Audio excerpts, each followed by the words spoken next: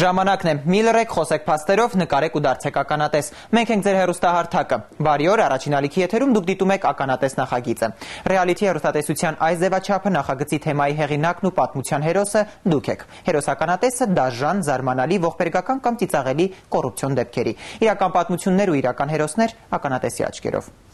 Google-ով հոկտեմբերյանի քարակերտ գրեք ցույց կտա միայն մի անուն Հայկ Ասար Անտոնյանն նա քարաստանները վերածել է գեղեցիկ պտղատու այգիների, բայց կոռուպցիան այստեղ էլ անում է իր սև գործը։ Օրենքը այլ բան է ասում, մարդն այլ բան է ցանկանում։ Ջրային պետական կոմիտեն Ախուրյան Արաքս ջրառը Հայկ Ասարին մերժելու որևէ հիմք չունի։ Դիմումներ, հայցեր, բայց անօգուտ։ Որն է կոռուպցիան, թողնում եմ ենթադրությունները ձեզ։ Հայկ Ասարը կորցնում է սարերի, քարերի ու լեռների մեջ իր ստեղծած դրախտը։ Կոռուպցիոն իրական պատմություն։ Ու աբսուրդ է, էլի։ Հայկ Ասարի սարերը։ Այս կադրերի պատմության ականատեսը իրավաբան Արթուրն է։ Այս պայդրությամբ նրա ձեռքի տակ մոտ 130 քաղաքացու դիմում կա։ Մշտապես զբաղված անընդհատ դատական քաշքշուկների մեջ։ Րոպեներ անց կլսենք նրա պատմությունը, մինչև այդ ծանոթանանք Արթուրի հետ։ Ով է նա, այսօրվա ականատեսը։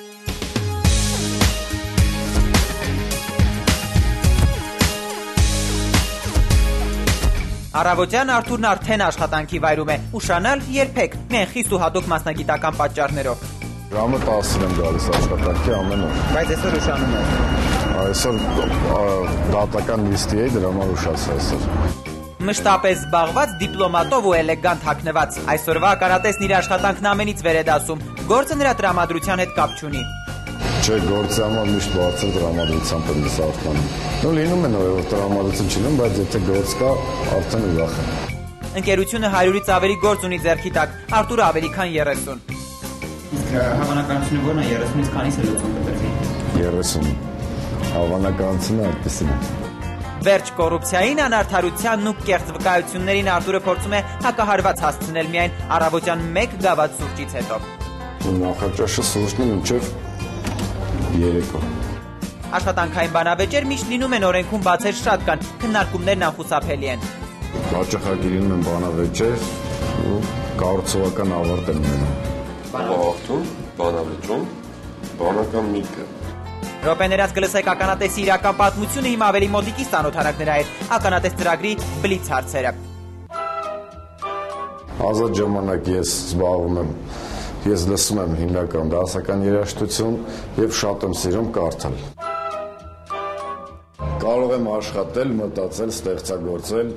եւ ուրախանալ կյանքի բոլոր բարիքներով։ Երբեք չեմ ընդունել նպատակն արդարացնող միջոցը կարգախոսը։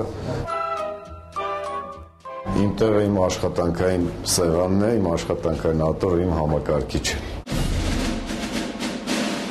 Արթուր Մկրտչյան 33 տարեկան մեր ամենաարդարամիտ ականատեսը։ Քարակերտը քարապատ տափաստանային գյուղ է, որտեղ ջուրը ամենաթանկ ապրանքն է։ Խմում են, բայց խիստ խնամքով, ոռոգում են, բայց հատկացվածից թանկ գնով։ Անտոնյան Հայկ Ասարը սարերն ու քարերը վերածել է դրախտավայրի, սեփական ձեռքերով մշակել մի ամբողջ հեկտար տարածություն։ Ու թվում է, թե այսքանից հետո Հայկ Ասարը սարերն ի վեր պիտի պարտանար իր օազիսով, մինչդեռ այն վերանալու եզրին է։ Ինչու՞ գիտի ականատեսը։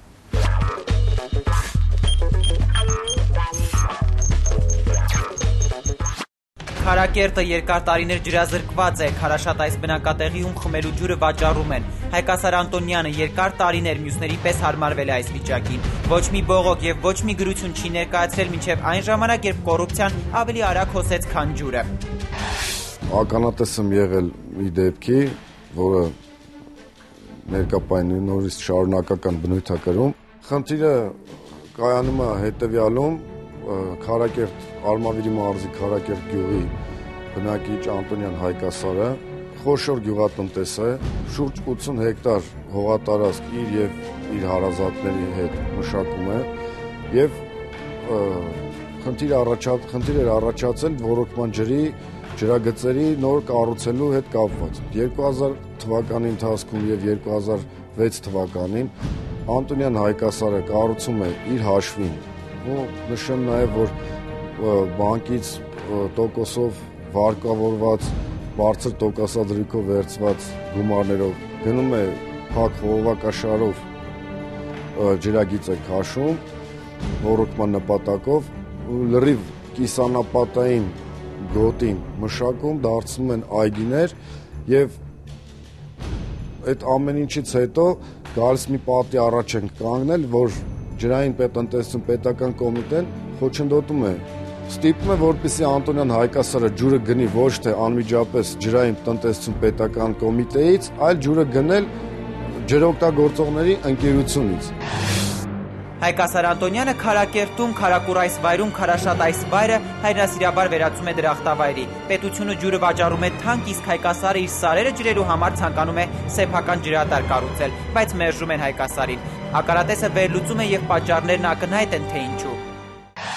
Տարբերությունը ջրի գնի կազմում է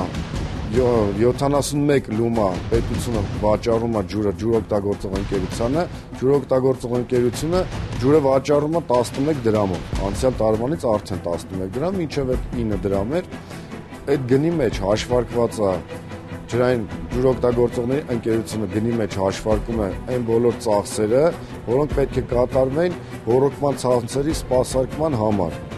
արդեն տեղերում, որպեսզի ջուրը հասնի գյուղացուն, այսպես ասած։ Բայց ըստ էության Անտոնյան Հայկասարը ինքն իր ջրագիծը մոնտաժել է, ինքը սպասարկում է, ինքն է շահագործում ջրագիծը եւ ինչու պետք է Անտոնյան Հայկասարը 11 դրամով ջուր գնի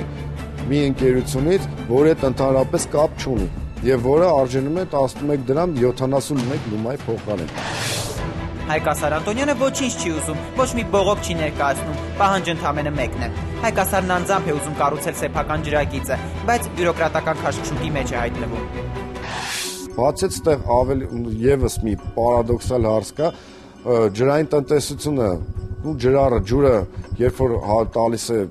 ջուրօգտագործողների ընկերություն, հաշվարկում են մոտ 50, հասնում է նույնիսկ մինչև 50% կորուստ, ջրի կորուստ։ Մենք ասում ենք, Անտոնյան Հայկասարն ասում է 100% հաշվարկեք առանց կորուստի եւ մենք այդ գումարը,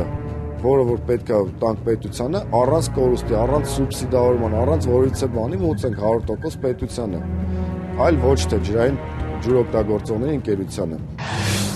Կոռուպցիոն այս պատմության մեջ հակասությունները շատ են, ակնատեսը մանրակրկիտ վերլուծում է դրանք։ Խոշորացույցի տակ ջրային տնտեսության պետական կոմիտեն է իր փակ բաժնետիրական ընկերություններով, հատկապես Ախուրյան Արաքս ջրառը։ Օրենքն անտեսվում է, ակնատեսը վերլուծում։ Խնդիրը այստեղ ավելի մեծ է, ավելի լուրջ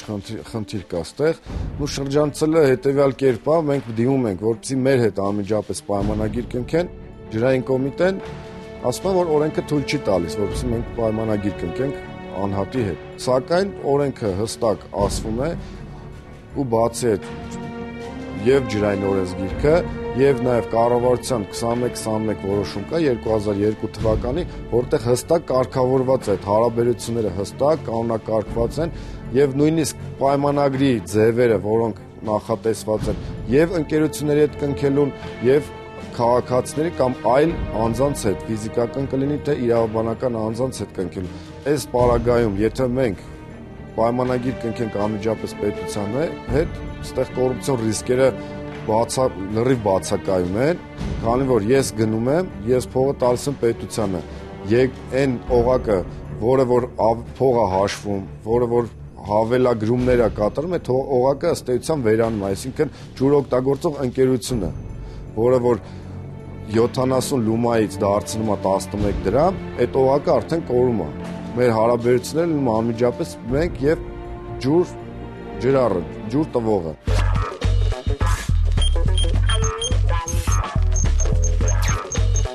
Ականատեսի պատմությունը դեռ կեզրափակենք հաղորդման ավարտին։ Քարակերտում տեղի ունեցածը մենք ներկայացրեցինք փորձագիտության։ Ըստ իրավաբանի պետությունը ռոռոկման ջուրը վաճառում է ջրամատակարարների, որոնք կարող են սահմանել ավելի բարձր գին, եւ դա բնական է, բայց միևնույն ժամանակ կառավարությունը սահմանել է նաեւ առավելագույն գինը, որից բարձր ջրի գինը չի կարող լինել։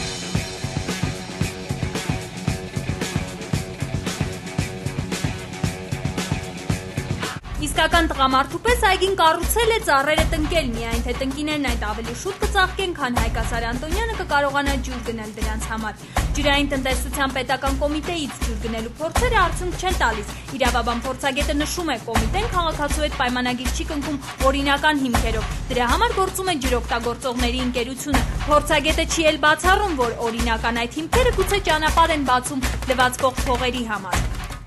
Օրինական հիմքը, որ բերում է կոմիտեն եւ ասում է, որ ես պայմանագիր չեմ կնքի, դա հենց այդ 61 հոդվածն է ջրային օրենսգրքի։ Նշված հոդվածով նախատեսվում է, որ չի կարելի նման պայմանագիր կնքել, որովհետեւ այն դեմ է պետության որոշակի շահերին։ Դա լիարժեք հիմնավորում չէ եւ կարող է հնարավոր է, որ կան ստվերային որոշակի ցանկություններ, որոնք կոծկելու համար էլ հենց 61-րդ հոդվածը մատնանշվում է եւ ուղղակի ցանկանում են կոծկել անցնի առաջ։